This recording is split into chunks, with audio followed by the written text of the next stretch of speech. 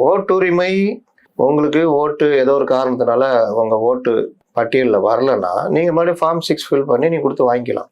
பிரச்சனை எங்கே வரும்? நீங்கள் முறையாக பராமரிக்கலைன்னா அதில் தான் பிரச்சனையாக வரும்.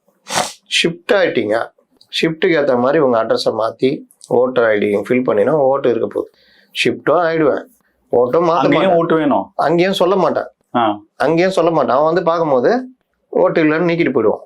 அப்புறமா என்ன ஓட்டு போச்சுன்னா அப்புறம் தேர்தல் அன்னைக்கு மட்டும் ஓட்டர் ஐடி தேடி எடுத்துகிட்டு போகிறது. ஓட்டர் ஐடி வச்சுக்கிட்டுலாம் ஓட்டு போட முடியாது.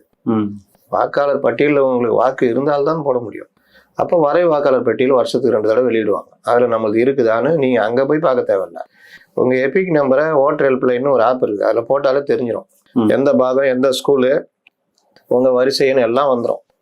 இந்த அடிப்படை கூட பார்க்க மாட்டேன், சினிமாவுக்கு மட்டும் டிக்கெட் புக் பண்ண தெரியும், ரயில் டிக்கெட் புக் பண்ண தெரியும், மெட்ரோ ரயில் போகும்போதே டிக்கெட் எடுக்காமல் இங்கேருந்து ஆப்பில் டிக்கெட் எடுக்க தெரியும்னா நம்ம என்ன சொல்கிறது?